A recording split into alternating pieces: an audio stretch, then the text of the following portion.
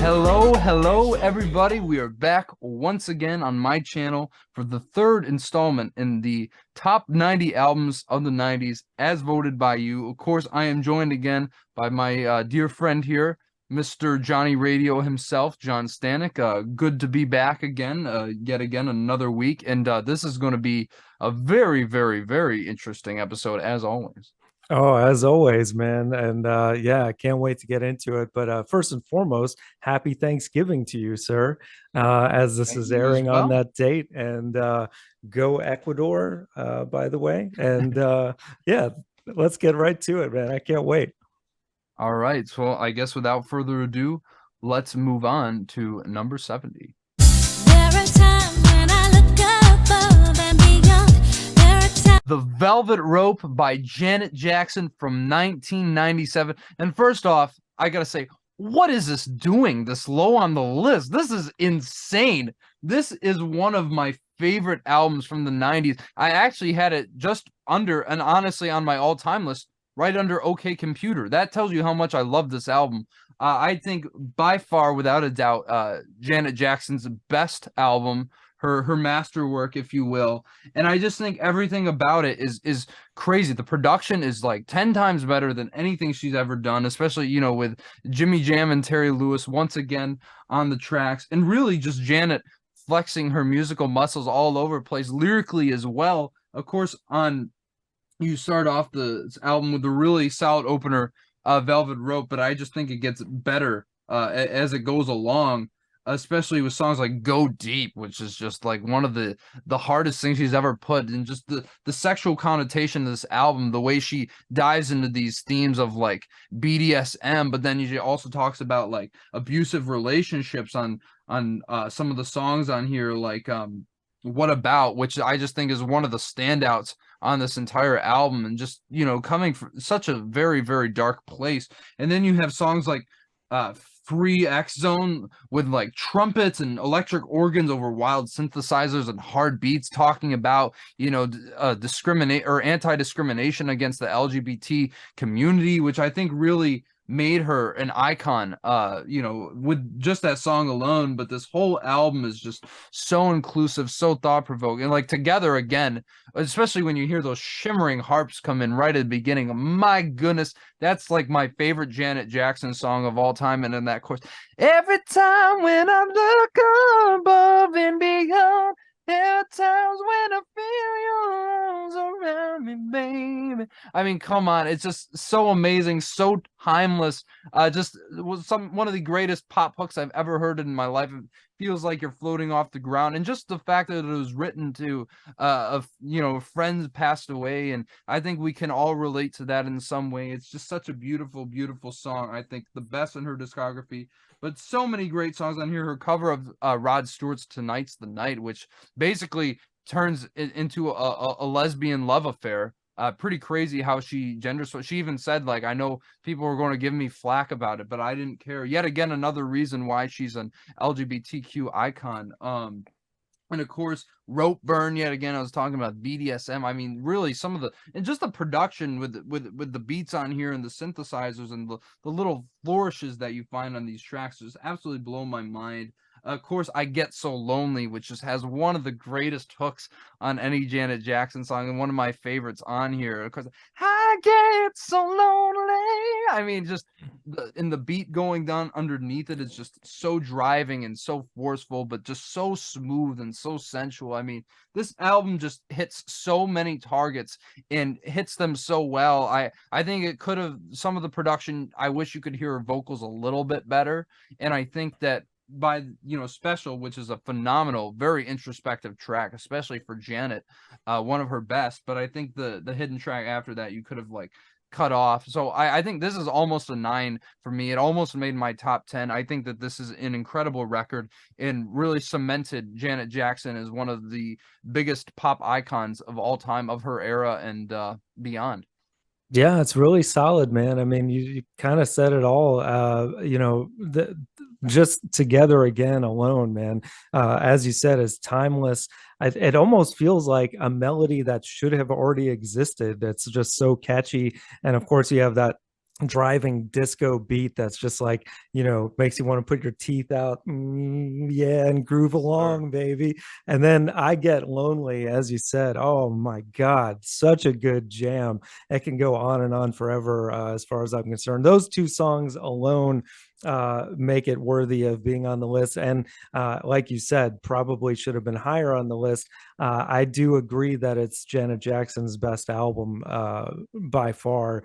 And yeah, I mean, I think like the interludes and stuff don't always work, even though some could argue, they're interesting at least. Yeah, And yeah. I'm not as big a fan also of Got Till It's Gone. I know that was a single and a minor hit, which Yeah. samples Joni Mitchell and has Q-Tip, who shows up everywhere in the 90s. But I didn't really feel like it was, I don't know, as good as it could have been, I maybe. agree But with you, actually. Yeah. yeah, I think that's one of the weaker songs on the album. But overall, really strong. And yeah, good to see her on the list. Good pick, guys.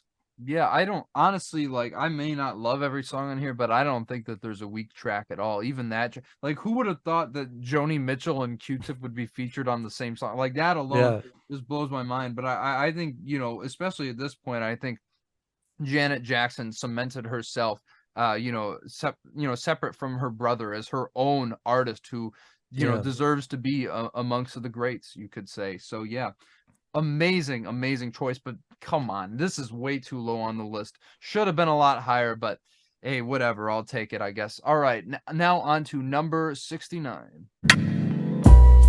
Oh, my mind. Baduism by Erica Badu from 1997. Yet again, another album from 1997, and yet again another great one. I don't And think it should another be above. R&B album from Yeah, 97. well, Yeah. more specifically neo soul, because I think Hmm. at the time I really there was D'Angelo with Brown Sugar, which I find to be quite overrated. I'm just going to put it out there. And of course, Maxwell's Urban Hang Suite, which I have not heard yet, but I hear really great things about. But this is really the one that I think took off more than anything, and I think it's because of one, how cool and seamless Erica Badu's voice is. There isn't really anybody who sounds like her. Just such a great vibe she gives off. I mean, it's really laid back, chill tracks, but the way that she merged like these, the very disparate genres like R&B and hip hop, really, I think better than anybody else. But more than anything, her forward thinking, very, very metaphorical lyrics, I think really drive this thing to another level, especially on songs like On and On, which has one of the best hooks from the 90s. And on and on and on and on. My life I keep moving like a rolling stone. I mean, it just immediately gets stuck in your head. Same thing with Apple Tree, which is yet again is another one. I'm just really talking about like, how people, if someone's not into you or someone doesn't like you, uh, you know, just you don't want to pick from my apple tree, if you just don't want to be down with me like that. So it's a very, very uplifting message, just, knowing where you came from, knowing what your roots are, and really embracing that. Very, very great song. And then of course she has really great storytelling abilities, more than anything on songs like Other Side of the Game, where she's talking about this drug dealer who's with this girl, and kind of how circumstance led him to being, as she says, he has a complicated profession, but she never says that he's a drug dealer, I don't think, throughout the entire songs, but just keeps questioning like what will happen if this falls apart. Like it really is such a very, very thought-provoking, very real song that I think applies to many situations, unfortunately still to this day. And of course, I mean, so many great songs. My favorite personally is Next Lifetime, where she really, this guy and her have this connection, but she's stuck in a situation, as she says, and thinking that it's not going to work out. She just says to him, I guess I'll see you next lifetime. I mean, what a beautiful, heartbreaking sentiment, and just laid over some of the most smoothest vocals she's ever put on tape. Just absolutely incredible. And then you have like little intro, or like little interludes, like this whole thing, I think it's called Afro, where she's like it's basically a jazz blues number Mhm. talking about her going to a Wu-Tang concert and this guy kind of ditching her. And it's like just the way she blends these genres together, just lyrically and musically. Really, there's nothing like it from its time. I just think this album gets a little it's a little front loaded. I think all the best songs, which are incredible by the way, make up the first half of this thing, and then she starts to repeat some of the same songs at the end, like sometimes, like certainly, and I just think it's unnecessary because I think that this could certainly be one of the best albums of the '90s if it was not for that. I mean, Rolling Stone has this ranked in the top 100 on their 500 greatest albums, so I'm surprised to see it this low on the list. I think it could have been a little higher. But you know, I'm glad to see it on here because I mean, Erica Badu basically was, I think, the best pioneer in the neo soul genre, and something that you know, she certainly paved the way for other albums that came after, like Miseducation of Lauryn Hill and so on and so forth. Yeah, yeah, definitely another strong offering here. Can't really knock it. I mean, and you know, for first of all, her voice, like you said, like there's no one she sounds like. I mean, unless you went way back in time, like I could see a little bit of like a Billie Holiday Yeah. influence. And you know, she brings that kind of jazzy vibe of the past into this future looking kind of atmosphere with like the hip hop beats and stuff. And it's really cool, man. I think she got better on her next album actually, Oh, but I agree. um yeah, songwriting wise and just in general. But I mean, what a cool voice. The only thing I would say is like you said, it is a little front loaded, and I think towards the end it just starts to feel a little samey. Like Yeah. Yeah. the songs, like I kind of forget the song titles, but I've only listened to it once, so I need to go back Wow. and Yeah. check it out again. So but yeah, definitely deserves to be on the list, and another great pick. Absolutely, guys. Yeah, this is just phenomenal. And yeah, that's going to lead us right into number 68.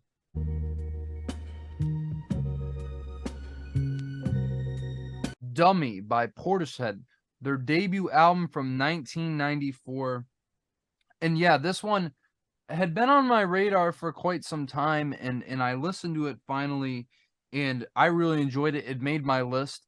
Granted, I wouldn't have it higher than the last two albums we were talking about, but I digress because this was essentially the first trip hop album. And I just loved the way that they combined electronic beats with strings, organs, guitars, and synths, and there's even a theremin on one of these songs, which was like pretty incredible to me, and I'm sure we'll be talking about other albums that may use a theremin at some point.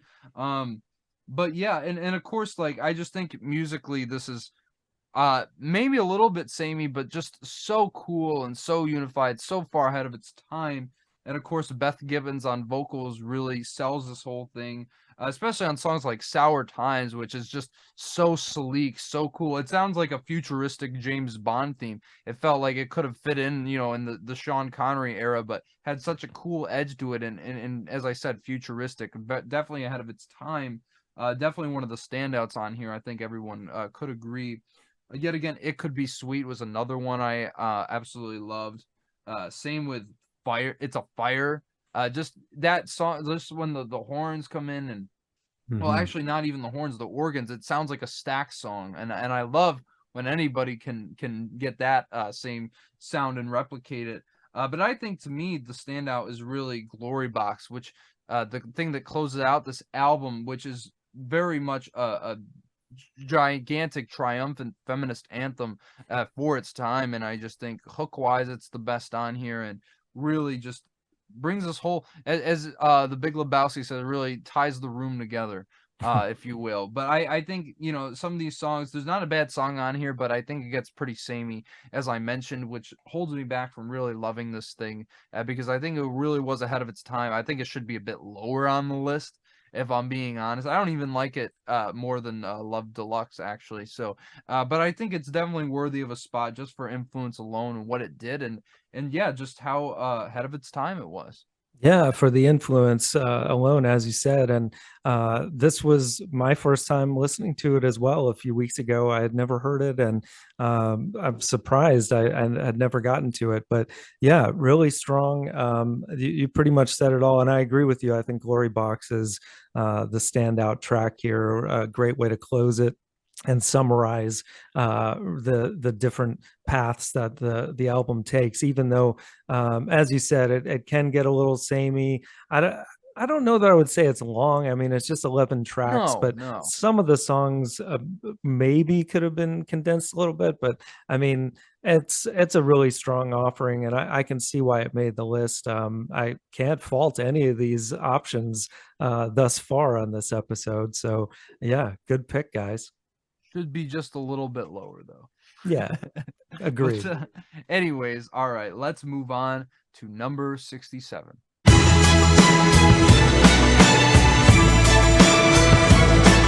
Urban Hymns by the Verve from 1997, another 97 album, and this one being a Brit rock album, and I think one of the best to come out of that whole movement. I mean, Bittersweet Symphony alone, one of the greatest opening tracks to any album, one of the best songs of all time, in my opinion. I mean, I just love the way they use those strings, stolen, of course, by the Rolling Stones, who would later sue them, and it made no money on the track until like recently.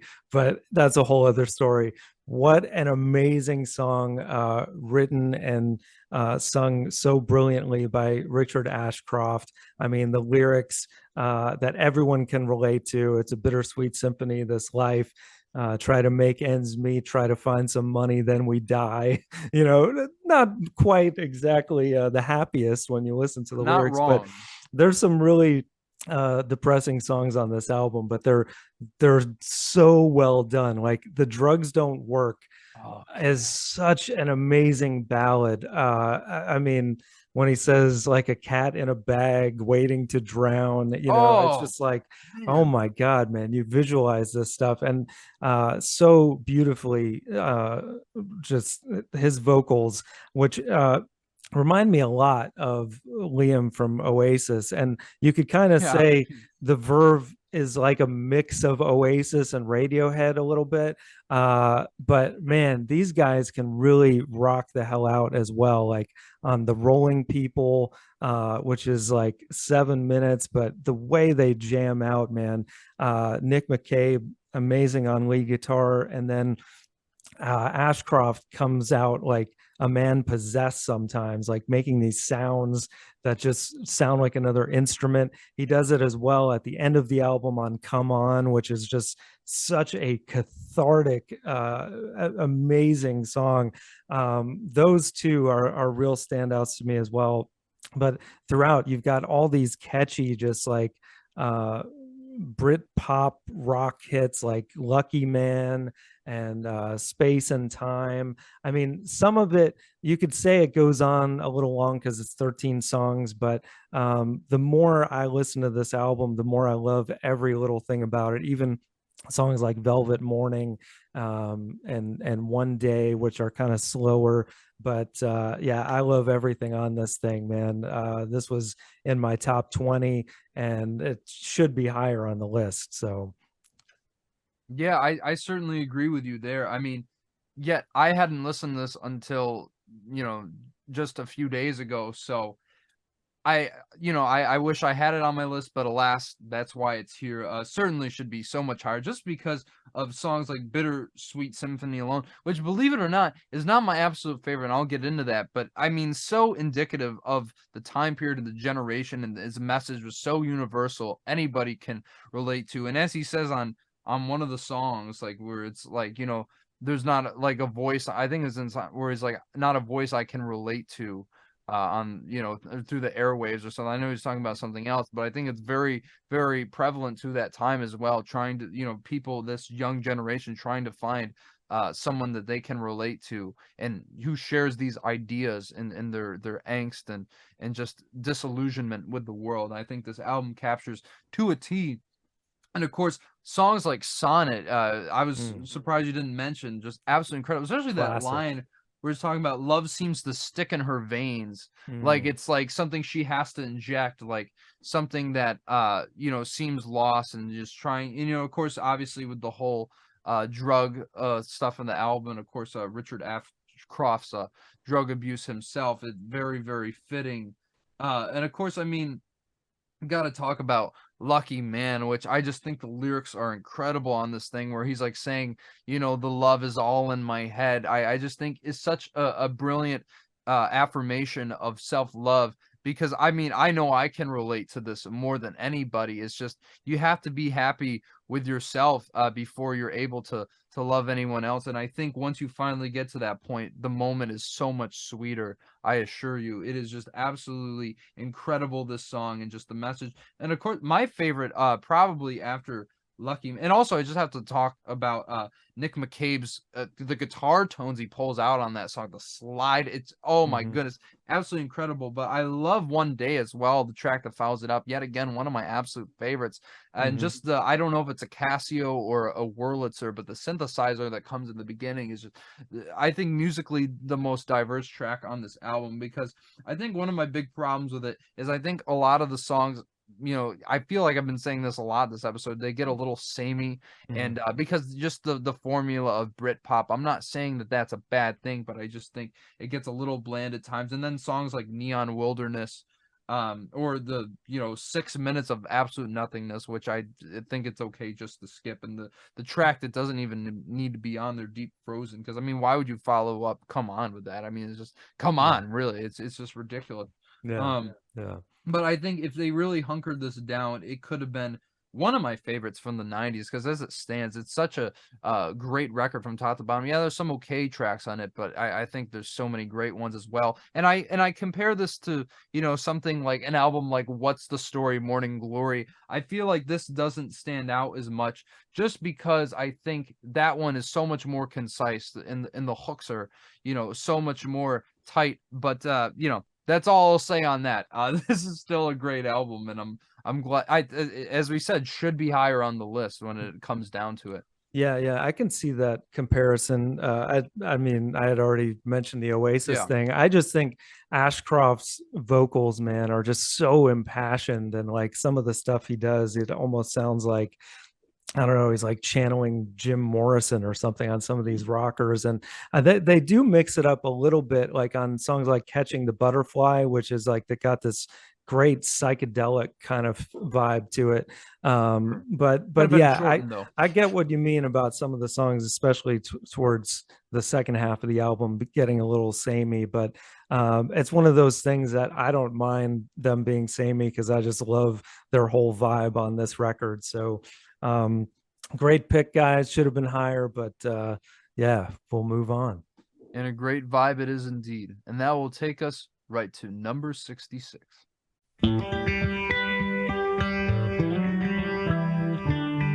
Yield by Pearl Jam from 1998. Another album that I think is too low on the list. Pearl Jam, and this being their first appearance on the list, will not be the last. But this is actually my second favorite album of theirs. And part of that has to do with, aside from it just being so solid from start to finish, it feels like this album is them having fun in the studio for a change. Like Vedder often gets pinned as like this just very serious guy that's all his songs are either sad or angry, but they're having a lot of fun on this album with songs like Do the Evolution, which just has this crazy riff, and Eddie Vedder really exploring like different voices within his range on the album. It starts off with a great rocker, Brain of J. My favorite song on here is a gem called No Way, which it's just them saying, I'm not trying to make a difference, which I think is, again, them coming from a different place, or maybe realizing that maybe they were taking too many things seriously, like fighting Ticketmaster and all these things that they were doing. That's something you got to take seriously. Yeah, well, I Still mean, to this day. to this day, yeah, no, Pearl Jam was ahead of the game on that. But yeah, songs like "Given to Fly," just some of their most anthemic rockers. That one, "In Hiding," and just proving why Vedder is one of the best vocalists of that decade and beyond. But yeah, songs, ballads like "Wish List," also very contemplative and thought provoking. You've got beautiful acoustic ballads like Low Light and Faithful. Even the Push Me, Pull Me and the Red Dot, which are kind of interludes, I think are kind of fun. And like a lot of other 90s albums, Urban Hymns included, has a hidden track. This one, I think, being a lot of fun, them doing like this strange Middle Eastern track that's upbeat and again shows that they were just having like an upbeat vibe in the studio coming off the heels of the strange kind of mysterious no code, which kind of threw a lot of people off of Pearl Jam, myself included at the time. But this was a very strong welcome back to form for the band, and one that I think sometimes gets overlooked, sadly, and should be higher. But yeah, good pick, guys. Well, I haven't made it this far through Pearl Jam yet, so I don't know what I'll say. Maybe I'll say it shouldn't be on the list, but we'll wait till we get there. I'm gonna give it the benefit of the doubt. I'm sure we'll be talking about more of my thoughts on Pearl Jam as the list goes along. But yeah, I mean, I have nothing to say about this album, so I'll just kind of take your word for it for now. Well, I know you're not the biggest fan of their first couple albums, so I think this one you might latch on to. We'll see whenever you get to it, but I'm hopeful, man. We will have to see. The day is still young. Well, that's not true, but you know what I mean. Anyway, Yeah. let's move on to number 65. Tale as old as time.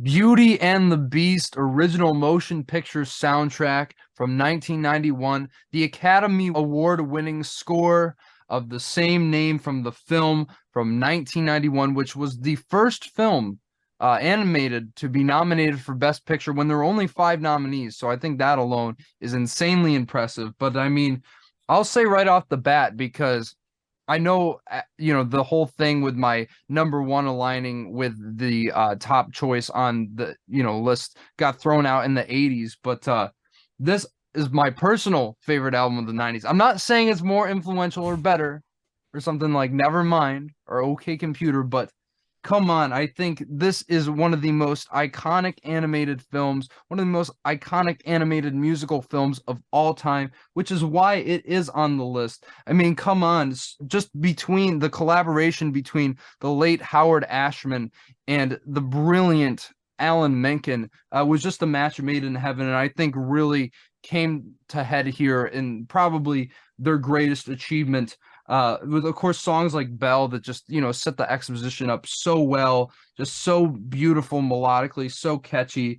Of course, Gaston, which just shows you how much of a genius Howard Ashman was. Of course, with like double entendres, or well, not double entendres, but just like when he says, and they'll tell you whose team they prefer to be on. Very, very subtle innuendos, I suppose, and just so such a fun song, just talking about this guy and building up the mythos that he is and his ego as well. But I mean, so many cuts on here that are just amazing, like obviously Be Our Guest, which is like my personal favorite off the album, of course with the beautiful accordions coming in, just a brilliant track, sung by the late Jerry Orbach, and of course the recently deceased Angela Lansbury. What a legend. And of course, I mean, so many great songs from top to bottom. The title track obviously is so iconic in so many ways, but even the score stuff I think is incredible, especially Battle on the Tower, which the way Menken seamlessly weaves all these themes that had already been heard into the movie into this cacophonous track full of energy, full of despair, full of excitement. I just think it's on par with the best cuts on this album. I think my biggest problem with this, though, is really, I think the transitions, even between the prologue and Bell, it should be a very seamless thing, but you can hear the breaks, so to speak.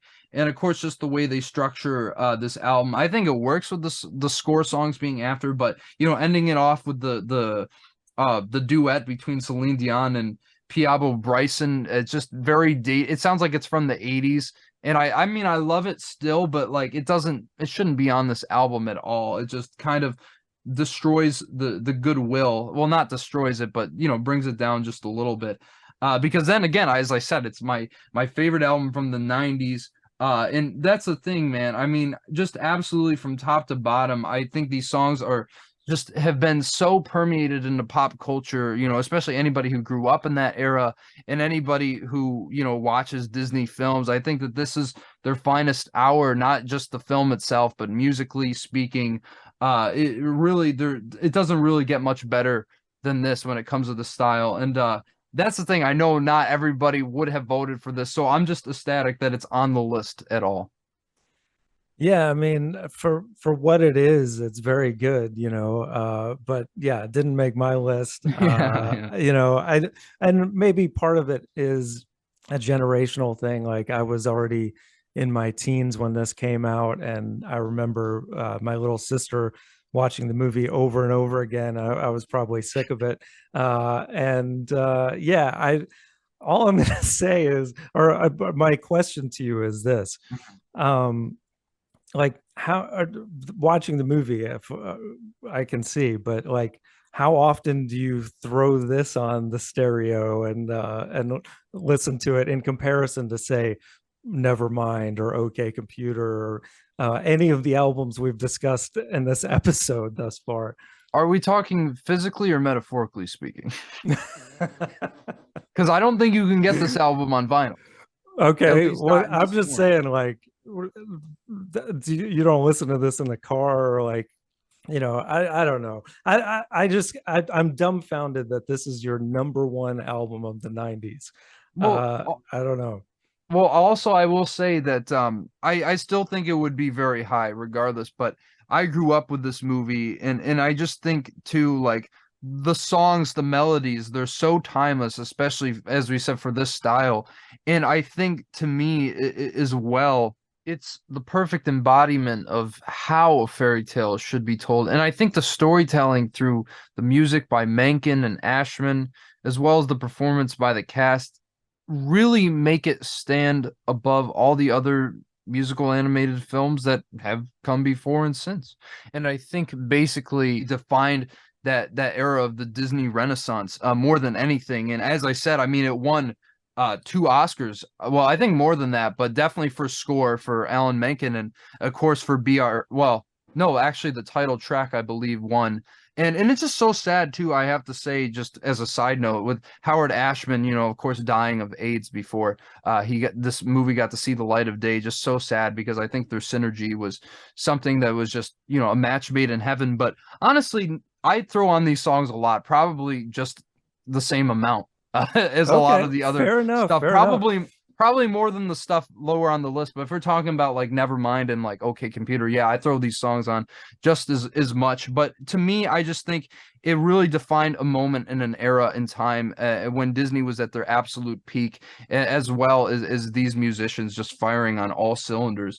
So yeah, I get that it's not like the typical traditional choice that you'd pick. But if we're talking about music from the 90s, I think it does deserve to be on this list, and it is incredibly, definitive of that era. I'll give it to you, man. I mean, we had, several John Williams on the 80s list and so forth. So yeah, that's all I wanted to ask, and you answered correctly. So okay, I don't know. I don't think I okay could have given a wrong answer, but hey, that's okay. Exactly. It deserves to be on the list. I will put it that way. All right, fair enough. Okay, and that will take us to number 64.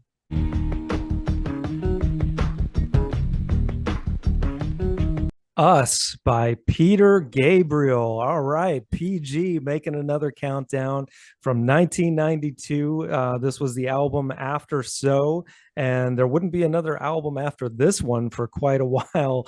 This guy waits a long time in between albums sometimes, but yeah, this is almost to me like a sequel to So of sorts. Like there's certain songs on here like Steam that sounds like he wanted to make another Sledgehammer really bad, and it kind of succeeds in a way. It's definitely not as good as Sledgehammer, but it's one of the stronger songs on the record. Has a really cool groove to it, and there's other tracks on here I think in the middle of the album that are the highlights, like Digging in the Dirt, which has another really cool groove. And I love how he gets so impassioned on the chorus when he says, "This time you've gone too far." It's just so great. And then Washing of the Water, I think, is a beautiful ballad that it builds so nicely. And there's obviously those two songs back to back. He's trying to use the earth as a metaphor for a lot of things that he's singing about on this album. And I believe he was going through some serious relationship issues at the time. Secret World kind of shed some light onto that. And the first song on the album, Come Talk to Me, which has kind of a cool use of bagpipes on the beginning of the album. Of course, PG's always incorporating some world music. I think that, there's some other songs that don't quite match the highs. The lows are I wouldn't say there's any terrible songs on the album, but it's definitely not as strong as So. Glad it made the list though. Okay, so I made my case for Beauty and the Beast and why that should be on the list. I mean, this is a good album. This is a good album.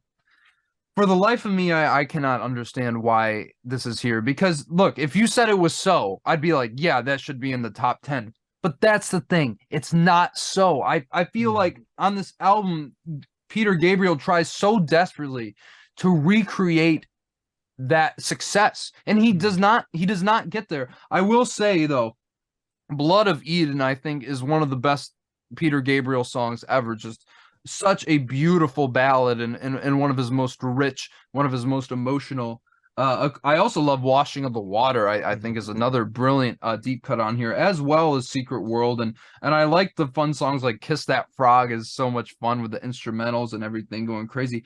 But to use this term that a lot of Zoomers use, I think it's pretty mid throughout the rest of it. Not that, as you said, not any bad songs, but I don't get this. It still sounds like he's stuck in the past. I don't understand why this is higher than Beauty and the Beast, Urban Hymns, Velvet Rope, for crying out loud, or Baduism, or even Dummy, even though I said that should be lower. I just don't understand. As I said, I like this record. I do. But I think what Peter Gabriel did on So, I don't think he really switched things up as much here. And I just don't think, I think Steam is a blatant ripoff of Sledgehammer, and it's nowhere near as good. I mean, Sledgehammer is one of the greatest songs of all time. So I just don't get this album. As I said, it's not bad, but like to be above all the albums we just talked about, I mean, come on. I just think that's crazy. I don't get it. Yeah, I mean, I think it's in a good spot, but I agree that some of the albums we've talked about should be higher, no doubt. And but I mean, I guess, it's just nice to have Peter Gabriel represented with the one album they had from the decade. So. I mean, don't get me wrong, I love Peter Gabriel, but I just think that, like, what does this, like, how is this influential in the 90s? We talked about all those other albums, and I think that makes sense. To me, I just don't think it leaves an impact. No, I agree with you. It was not influential. And like I said also, I mean, it was like he was just trying to recreate So, and didn't quite hit the mark. And I think that's the downfall of it. I do think that his next album, which would be a whole decade later, it did, try to do different things to where it was him kind of back to his alternative self of pushing the limits a little more. So, and it's been announced he'll have a new album next year Ah, finally, so we'll see yes, what yeah, happens there. Peter. But yeah, good pick, guys. So Could be lower, but whatever. All right, that's going to take us to number 63.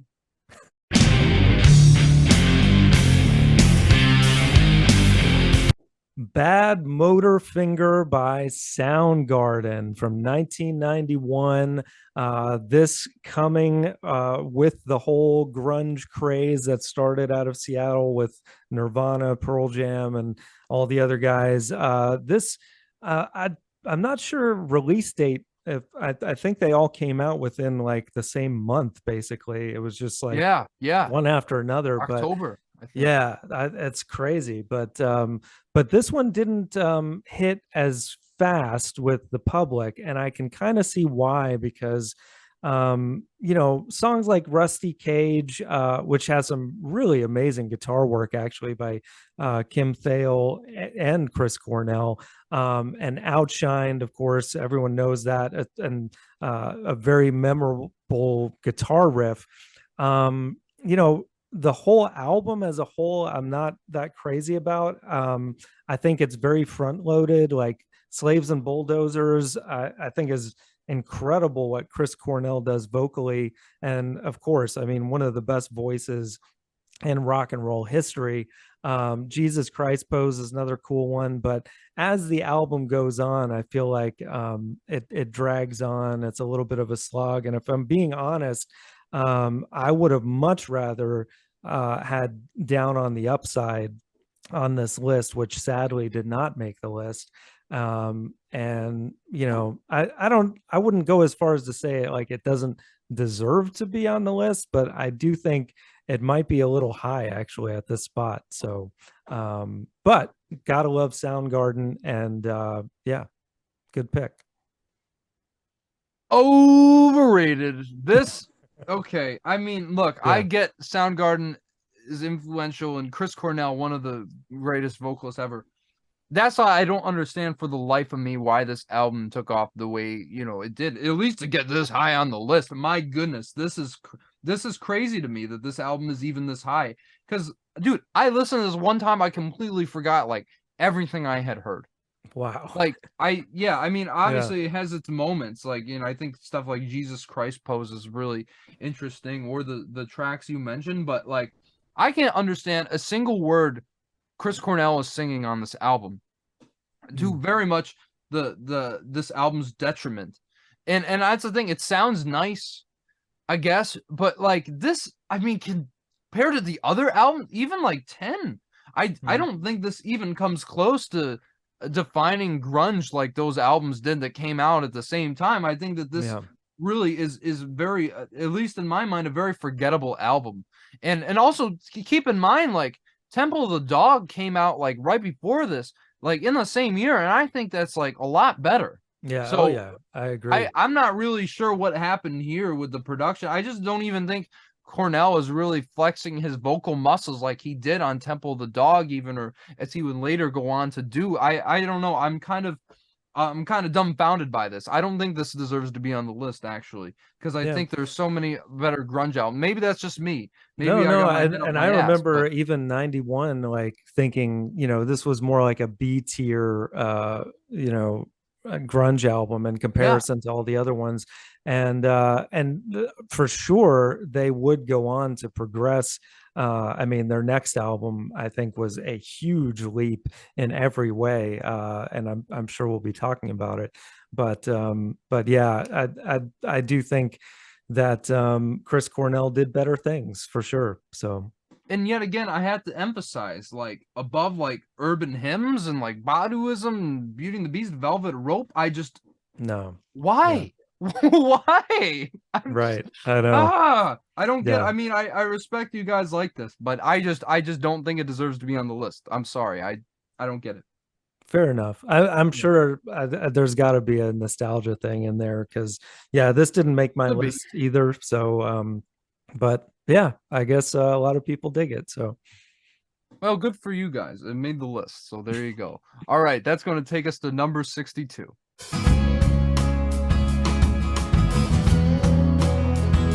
Purple by Stone Temple Pilots from 1994. Another STP album makes the list. And this is the album that came right after Core. And another solid album, I gotta say, by these guys. I actually like Core just a little bit more. I think overall, I think it's more of a solid album from start to finish. This one, I feel like it has a few songs where I'm kind of like, aren't the greatest, but where it really shines, oh my God, like Interstate Love Song, I think might be one of the best pop rock songs of the 90s. It has such a cool guitar riff. And then even the chord changes on the verses are so incredible. And the way Weiland sings it is so cool. The bass work, it's just like, a perfect song by them.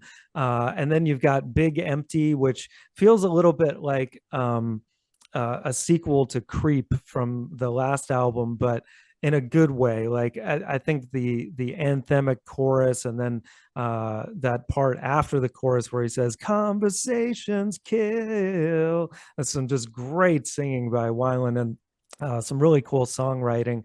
The metaphors that he uses on there, like the soles of his shoes, Yeah. and things like that. But those two are the standouts to me. I really like Pretty Penny. I think is a cool acoustic ballad, and Unglued I think is really cool, underrated rocker. But the rest of it I think is kind of hit and miss. Like even Vaseline, which was a big hit back in the day, I felt like it was a little overrated. Like the guitar riff is just very simplistic, um, and not much to it, honestly. And like there's some other cool songs that take different directions musically, but I just feel like this probably could have been a little lower on the list. If anything, Core should have been higher, in my opinion. But that's just me. But definitely deserves to be here. Yeah, I mean, I'll put it this way when you compare it to Core. I think that this album is less consistent, Mm-hmm. but it's better structured, and I think that it's more explorative musically, Mm-hmm. because they were experimenting with a lot of different stuff. As you mentioned on Big Empty, I believe they were playing a dobro, and I was like, Mm-hmm. wow, that's pretty incredible. Brought me back to the Allman Brothers for a second. Mm-hmm. But yeah, I mean, I actually love Vaseline. I think it's one of the best cuts on this album. But really, all the songs you mentioned, of course, well, at least for me, Big Empty is a huge standout. Mm-hmm. Unglued yet again is very fast, but really, really underrated thrash and rocker. And of course, Interstate Love Song, even if they blatantly stole the riff or half of the riff from I Got a Name by Jim Croce. So, take that for what it's worth. The down, down, down, down, down, down. Like that's from that I song. didn't think of that. Yeah. But Interesting. so Yeah. they stole it. But hey, whatever. I mean, he didn't make the 70s list, but they're here again. But that's the thing. Like, I think the best stuff on this album really, kind of dominates all the filler that's on here because, like, for the first half of this album, I was just like, yeah, I don't understand why people get this. And then by the end, I was like, oh, I really get it. Even dude, I especially love the hidden track where it's like my second album, and it's like this Yeah. lounge. It's like this is the 12 beautiful melodies, Yeah. and just like them referencing Johnny Mathis. I wonder if Johnny Mathis knows about this. I really would love to hear if he Yeah. does. But regardless, I just I just think that is one of the most hysterical outros to any album, parodying that hidden track thing they were talking about on Right. Urban Hymns, which just comes off as pretentious to me, but I think on here really works. But Mhm. yeah, I think very hit or miss, but I think the best stuff on here really solid. This didn't make my list because I just finished listening to it like a few days ago for the first time, but it definitely would have. As I said, Okay. I don't know if it would have been higher than Core, but certainly deserving of a spot on this list nonetheless. Yeah, and it may be worth mentioning. We may want to try to keep track of how many of these albums have hidden tracks and weird ones at that, because it's been a handful so far. So There's a lot of them, man. yeah, for sure. The It's 90s, gotta love it, man. So good abs- pick, guys. absolutely 100%. And with that out of the way, let's move on to number 61.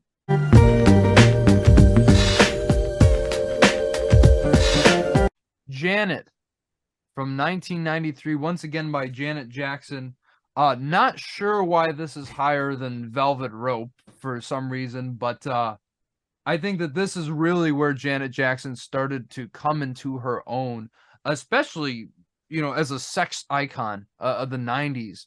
I mean, really, there's not, especially on Throb, which is like, I'm going to make you wet. I mean, immediately already sets you off on a different path than she was exploring, and, Rhythm Nation. And of course, before that, yes, with Control. I mean, I was blanking on the title, sorry. Yeah. But yeah, this album is really, really solid from top to bottom. I mean, That's the Way Love Goes, You Want This, This Time. I mean, so many great songs on here. You even have, not my favorite song, but New Agenda, as features Chuck D. So that was a pretty big thing at the time. But yeah, I think that this is where she really, as I said, this is where she really started to come into her own. And I think by the end is when this album truly shines. And one of my favorite Janet Jackson songs of all time, "The Body That Loves You," which is one of the most sensual, just dripping with emotion and sensuality, and just one of the most mind-blowing chord progressions I've ever heard in my life. I think it's probably up there with Together Again as my favorite Janet Jackson song. I just think it's absolutely incredible, and the way that leads into Anytime, Any Place, which may go on for a little bit long, but man, is it another just powerful banging ballad, which was obviously, prominently sampled by Kendrick Lamar later on, as we all know. But yeah, this album from top to bottom, I think it's very consistent overall. You could have cut off the last hidden track or whatever, because I don't think it needs to be on there, and brings it down a little bit. But with that being said, I love this album. It was definitely in the upper half of my list.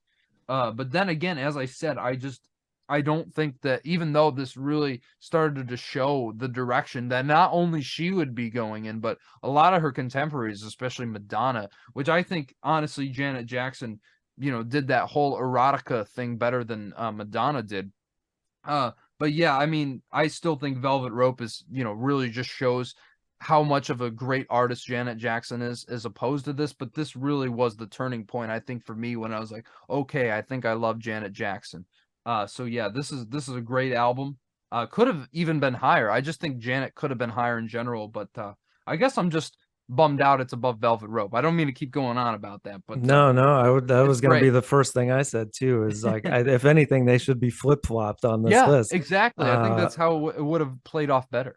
Yeah, no doubt. And yeah, I mean, it is a solid album though, and I'm not sure if you mentioned Again, but that was a strong single as well. And yeah, this was probably, I don't know, I think Rhythm Nation probably, if looking back, like, that to me was the one where she really kind of hit it really big. I mean, she was already pretty huge at that Yeah, point, but yeah. stylistically, just kind of coming out of the shadow of her brother, I would say. But yeah, it is interesting that at least both of her two albums here did end up higher than Dangerous on the list. So Yeah, which makes sense. well, Um, yeah, Janet was way better than her brother in the 90s. I mean, no question about it. She really was, because he was kind of like on the come down, but she was like cementing herself as a yeah, true artist. And it's interesting you say that about Rhythm Nation, because I still feel like on that album she's kind of like a cross between her brother and Prince. mm, So I mhm, think what I'm saying, her basically pioneering like or at least one of the pioneers of that new Jack Swing style with sure. Jimmy Jam and Terry Lewis, I think really comes into full effect here. And of course, her status as a sex icon Yeah. really The comes into. album cover, I mean, Yeah, I mean, if you've says it seen all. the full thing, you know what we're talking about. Yeah. But yeah, it was a huge turning point stylistically for her, and I think one that paid off in dividends. And I think a fantastic record that deserves to be on this list. Yeah, yeah. This has been a very interesting episode, man. It feels like, Indeed it is. some things should have been backwards, and like you said, some things maybe you shouldn't have even made it. But Well, hey, yeah. whatever. But yeah, that's with the democracy, there's always going to be debate for sure. But you guys have done a pretty good job thus far, I have to say, and I can't wait to see what comes next. But I also have to say, before we go, Nathaniel has a pretty big announcement to make here, I believe, for the countdown to come after this. Yeah, and you're probably wondering why we're announcing it so early, but the fact of the matter is I'm kind of going solo on this one. Don't worry, these countdowns will continue. We can definitely assure you that. But I am very glad to announce that I will be debuting on my channel, with your votes, obviously, the top 100 greatest films of all time, Nathaniel A. Hart and Company's once again. Just as I did after the 100 album series, I was like, I need to make a movie one because, I mean, now the time feels right. And I mean, so many amazing films to talk about, obviously. And yeah, so that is going to be due January 20th. So you got a lot of time to formulate what your top 100 is going to be. And obviously, as we talk about in this list, you can have your personal favorites on there, but I would hope that you'd be objective. I don't want to see Avengers Endgame above Citizen Kane or some stupid shit like that. Even if I love that movie, it's just that just doesn't seem right. So please, I really appreciate if you guys voted. This is going to be huge. I'm going to have guests galore, maybe even our friend Johnny Radio here. Yeah, it's going to be a great time, and we're going to be talking about some of the best movies ever made. And I think the conversation, has been had, but I think continues to be discussed. I just think is incredible, and I can't wait for you guys to tune in and contribute to it. That's going to be awesome, man. I'm psyched for it because, I mean, you have such a vast knowledge of film. And if you haven't checked out his channel and all the different movie reviews he's been doing, I mean, please do yourself a favor because it's fantastic stuff. So can't wait to be a part of it, at least contributing my list and maybe guesting at some point. It's going to be great, man. We will see, man. And of course, I mean, you got to subscribe to Johnny Radio as well. As you know, we've been going on and off, but he's got some great content too. Some countdowns, top 5 Fridays, all that you can think of. You can find it right there. And so thank you again, my friend, for doing this with me. And thank you guys for tuning in. And we'll see you next week. Take it easy, guys. Peace. I get so lonely. Can't let you stand